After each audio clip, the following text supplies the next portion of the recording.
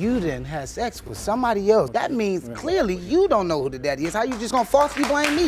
Ms. Anderson has a point as well. You had 4 times to show up to do the DNA test and you failed to appear. We're still having sex, Your Honor. All this time? Yeah, even to this day. What? We Up were till a having week sex. ago? Yes. Are you laughing because you don't believe it, or are you laughing because it's possible? Not very happy at the And then he blew up on me in a gas station parking lot, telling me, go be with this guy, go give him oral sex, go, and I just basically told him my kid doesn't need a dad. Mr. Powell claims that his wife, Ms. Burns, cheated on him with Mr. Jones just after their wedding bells stopped ringing. This dramatic beginning led to Ms. Burns swapping her home with Mr. Powell for a new setup with Mr. Jones, stirring up a huge paternity question mark over their child. Buckle up, it's just the appetizer. You claim your wife, Ms. Burns, cheated on you with the man standing next to her. Okay, then she left you to live with him, and now you say the paternity of your child is in question. Yes, Your Honor. Did you see that curveball coming? Ms. Burns is caught in a whirlwind of hope and doubt, wishing that her ex-husband, Mr. Powell, is her son's father, despite her current squeeze, Mr. Jones, also being a strong contender. This spicy mix adds a whole lot of flavor to the paternity stew. Stay tuned, the plot thickens. You believe that your boyfriend, Mr. Jones, could be your son's father, but confess you secretly hope he's your ex-husband's biological child. Yes, Your Honor. You won't believe this twist. Mr. Powell spills the tea on their roller coaster romance, where any argument could send Ms. Burns packing and crashing at someone else's place, including Mr. Jones's. These revelations add layers of drama to their already complicated marriage saga. And guess what? There's more juice ahead. Every time that we would get into an argument, she would leave me and go be with another person. And then if she got upset with that person, she would do the exact same thing, come back to me and sleep with me. Now, how long did this go on for? For about a year. You married her during this time, and you continually take her back. That's right, because I love her from the bottom of my heart. This revelation will make you raise your eyebrows. In a revealing moment, Ms. Burns admits that the shaky ground of her marriage to Mr. Powell drove her into Mr. Jones's arms, throwing a spotlight on her wavering commitments and muddying the relationship timeline even further. The next chapter is even more eye-opening. Into your marriage, you end up with Mr. Jones. Our marriage was good at first, mine and Kevin's. And Well, it's just 90 days. Mr. Powell's had a job and then he'd lose his job. I figured everything was put off on me. I have 3 other children other than the baby I provide for. I felt like all the burden was pushed off onto me. Hold on to your popcorn, folks. Mr. Powell learns about Ms. Burns' side hustle with Mr. Jones straight from the horse's mouth, confirming his worst fears and setting the stage for a paternity showdown. The intrigue continues, and you won't want to miss what comes next. So you told him, Ms. Burns? Yes, Your Honor. What did you say? Mr. Powell called me and asked if anything had happened between me and Mr. Jones, and told him yes, it had. This plot twist is too juicy to miss. After introducing their daughter to Mr. Jones, Ms. Burns spends a scandalous 2 days with him, which happens to coincide suspiciously with the time she becomes pregnant. This pivotal turn could sway the entire paternity case. The following revelation will definitely rattle you. Hang out with Mr. Jones, and What? 2 days, Your Honor. For 2 days? And she took married woman? all of her thing and went and lived with Mr. Your Jones. Honor, she told me that her and Mr. Powell were actually getting, she didn't want anything to do with him. Where did you tell your husband you were? We were not getting. If this is happy, I don't want to see sad. Just when you thought it couldn't get more tangled, the courtroom becomes a mixer of emotions as Mr. Powell unveils his feelings of betrayal, while Ms. Burns' conflicting narratives add more spice to the already bubbling pot. Fasten your seatbelts, the emotional roller coaster is about to hit a loop. I called her the second day after she had left, and she straight out admits to me, yeah, I slept with Mr. Jones. Ms. Burns, how soon after that did you find out you were pregnant? almost 2 months after I had separated. So when you were pregnant, did you tell both men you were pregnant? Yes, Your Honor. You'll need a moment to process this bomb. It turns out Ms. Burns has been keeping her nights busy with Mr. Powell until just a week ago, which throws a wrench into the whole paternity debate and her current relationship status with Mr. Jones. The next twist in this saga is just around the corner, and it's a doozy. We're still having sex, Your Honor. All this time? Yes. Even to this day. What? Up till a week ago. Up till a week ago? Yes.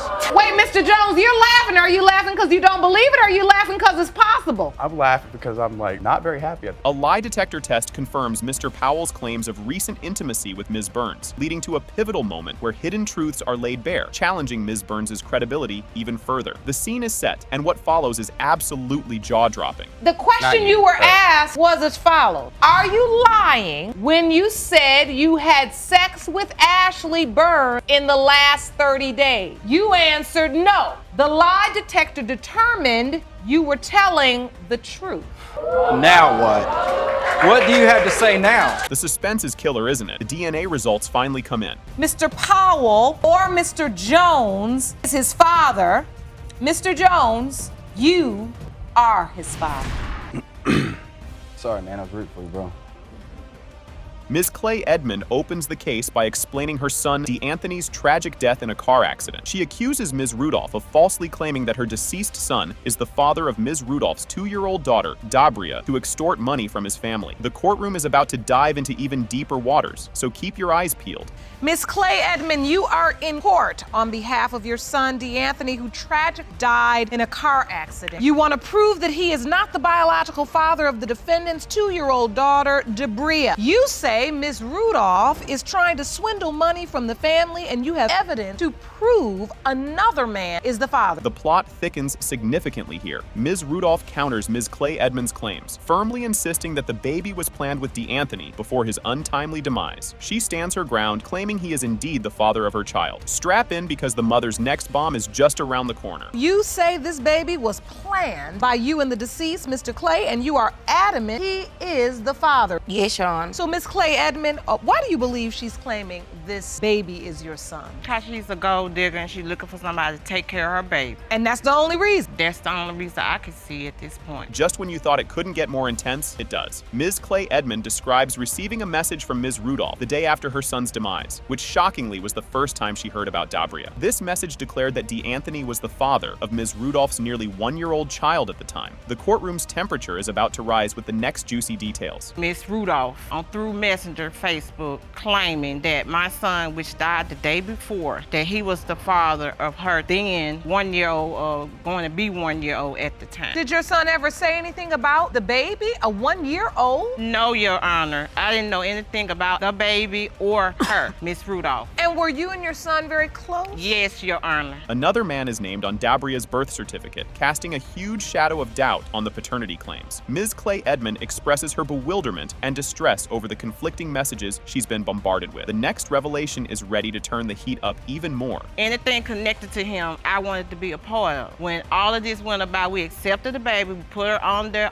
obituary, bought her things for Christmas, we did all of that. All of this went down, that's when we started getting messages from different people saying that she was doing this for money, that it was another young man named on the birth certificate, and the little baby had another man's name. As emotions skyrocket, Ms. Clay Edmond recounts how she initially embraced Dabria, thinking she was her granddaughter, only to grow suspicious of Ms. Rudolph's motives after hearing rumors and seeing the birth certificate listing another man as the father. Fasten your seatbelts. The testimony up next will throw everyone for a loop. You accepted the baby? You said you started buying things for the baby? I bought her stuff for the funeral, and then we also bought stuff for... All right. So, you know. And at what point then have tragically lost your son, and I'm so very sorry for your loss. You find out he has a baby, an almost 1-year-old child, and you say, well, this is a piece of him, I am going to embrace this child. Yes. The drama in the courtroom reaches a fever pitch, with fierce accusations flying. In a heated exchange, Ms. Rudolph attempts to defend her actions and her relationship with DeAnthony, while Ms. Clay Edmond accuses her of deceit and manipulation regarding the true paternity of her daughter. The courtroom is about to get a serious shakeup as the birth certificate is brought into play. So another man said he was the biological father of Dabria. Yes. Excuse me. And he signed the birth certificate. Yes. Ms. Rudolph, how do you respond to that? After I cut him off and had no dealings with him, I got back with my baby's father. And the only reason why you did it because you want to get back with him. No. But you're not going to stand here and tell this judge that my son planned a baby with you. He can't take care of himself. The court meticulously examines Dabria's birth certificate, which indeed lists another man as the father, complicating the case further and casting serious doubts about Ms. Rudolph's credibility. The stakes are high, and the next piece of testimony could change everything. I know that there's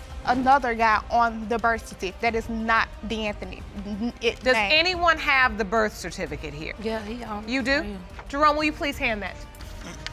This is the birth certificate for Debria Taylor Rudolph. Yes, Your Honor. And there is another man listed. Yes, Your Honor. A new witness steps up to the plate, bringing a fresh angle to the story. Ms. Gaston asserts that DeAnthony indeed expressed a desire to have a baby with Ms. Rudolph, contradicting earlier claims by Ms. Clay Edmond that her son had no such intentions. Get ready, the judge is about to cut through the noise with some hard-hitting insights. He was at the house. Brittany called him and told him she was pregnant. He was happy at first. He found out he had another baby on the way, and she found out that he was talking to other females. That's when he wanted to switch it up and make it seem like he didn't want the baby no more. That's why she said that she didn't want no dealings with him. At any point, did he accept Debria? Did he ever see her, hold her, spend time with her? No, Your Honor. As the courtroom buzzes with tension, Judge Lake tries to sift through the chaos to find some clarity. She summarizes the conflicting testimonies about DeAnthony's knowledge and acceptance of his alleged daughter, trying to piece together the true story. Everyone holds their breath as we edge closer to the climactic reveal of the DNA test results. Debria was born, and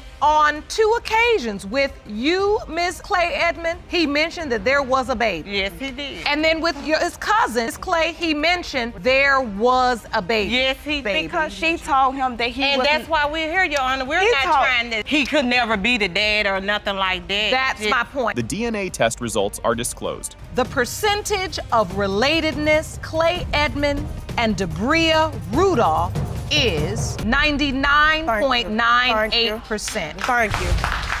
Okay, so, and so what? Okay, well, good. I'm glad. I have closure now. Strap in for this roller coaster. Judge Lake announces the case of Hollins-Williams versus Anderson. Mr. Hollins is demanding a DNA test, as he claims he is not the father of Ms. Anderson's 17-month-old daughter, Chloe, despite paying child support. Ms. Anderson insists that Mr. Hollins is the father and needs to take responsibility. Buckle up because the drama is just starting to heat up. Hello, Your Honor. Hello. This is a case of Hollins-Williams versus Anderson. Thank you, Jerome. Good day, everyone. Mr. Hollins, you are demanding a DNA test today because you say you are not the father of Ms. Anderson's 17-month-old daughter, Chloe. Yes, You Your Honor. claim to be paying support for a child. Yes, Your Honor. Ms. Anderson, you say Mr. Hollins need to step up and take responsibility for his actions and his child. Mr. Hollins explains his absence from previous court dates, attributing it to his mother's health issues and other personal complications. Ms. Anderson contests his excuses, noting his repeated failures to appear, which contributed to his default child support responsibilities. Grab some popcorn. The next part is even juicier. Failed to appear in court because I didn't want to take a DNA test and had to pay for it all by myself. I offered to go half with Mr. Hollins, but he wanted me to pay the whole thing. And he never went to court to take the DNA test. 4 times. He failed to appear 4 times. Your Honor, that's 4 not right. times you failed to appear? No, what happened was my mother had 2 brain aneurysms. That's the reason why I failed to appear. Yep. You see what I'm saying? Wait till you get a load of this. Details of the child support arrangement are discussed. Mr. Hollins has been ordered to pay $62 monthly and share health care expenses, despite his doubts about paternity. Ms. Anderson claims she has received only $100 in total, while Mr. Hollins insists that $400 has been deducted from his wages. And guess what? It's about to get wilder. So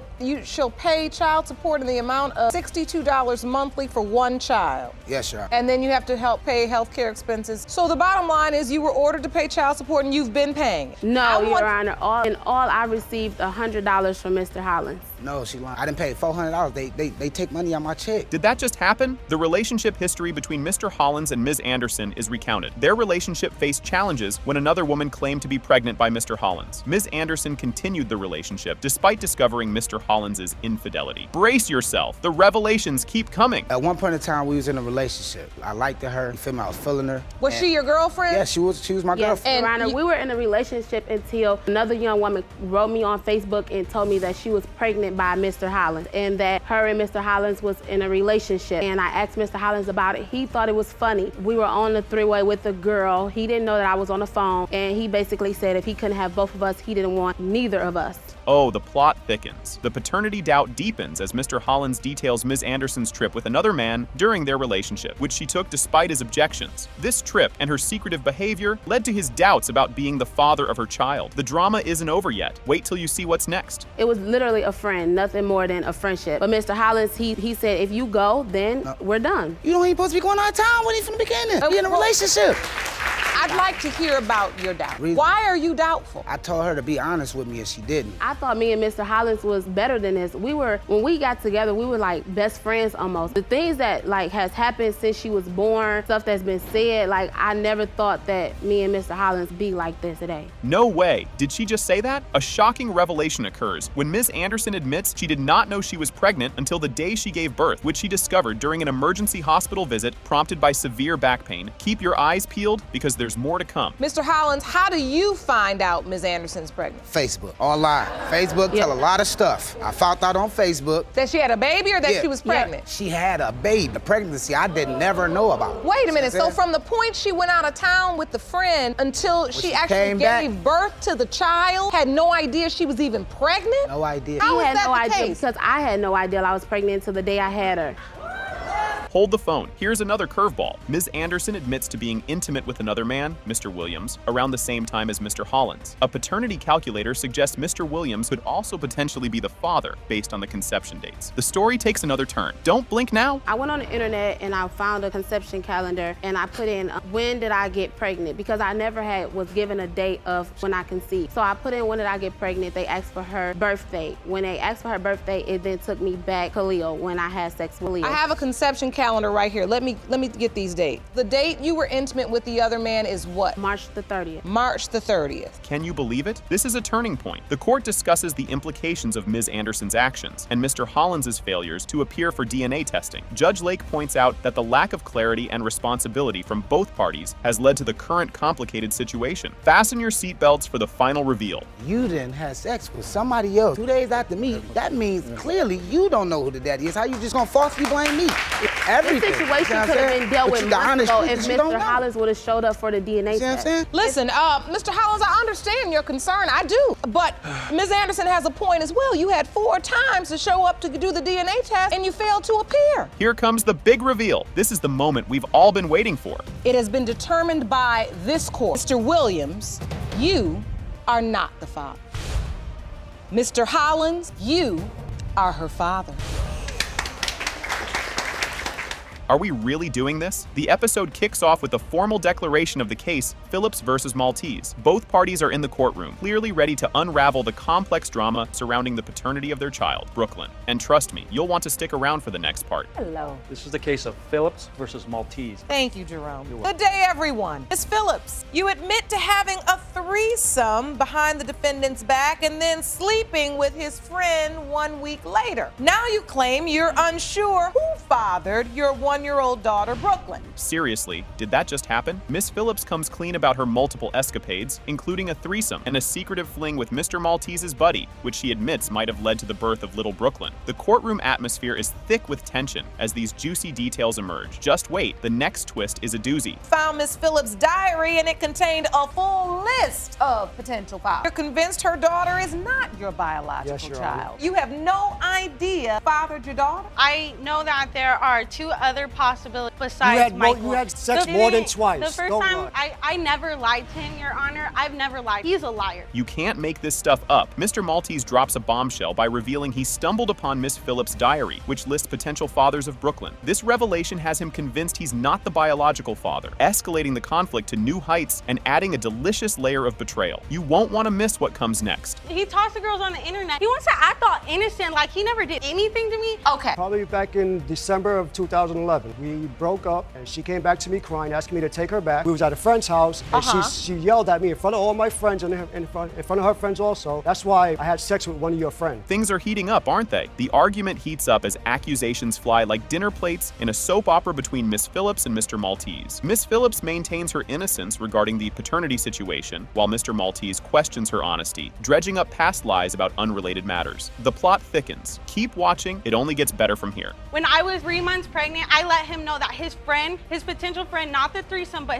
his friend was a possibility. He got over it, said he wanted to be there no matter what, and then he blew up on me in a gas station. Go be with this guy, go give him oral sex, go, and I just basically told him my kid doesn't need a dad. Can this get any more intense? As the stakes rise, Miss Phillips discusses the emotional roller coaster of her pregnancy and Mr. Maltese's reaction. This heart-to-heart reveals deeper relationship issues, showcasing the tangled emotional and social web entwined with the paternity question. The next segment will knock your socks off. Your child does need a dad. She does. Exactly. And pregnant. He was yelling at me pregnant to go find my real baby daddy. To go She find my slept with real so baby many daddy. guys. So wait a minute, Mr. I even Maltese, found why? a diary. I'm sorry? I found a diary of hers. Cue the dramatic music, please. We shift our focus to the notorious diary found by Mr. Maltese, which features a list of 18 to 20 men with whom Miss Phillips had sexual relations. This pivotal moment offers a tangible peek into her complicated sexual history, crucial to the paternity mystery. The revelation up next is a real jaw-dropper. I go to my daughter's room, and there's a pile of diapers on the floor in front of her crib. I happen to find a diary. I go through it because I have a lot of reasons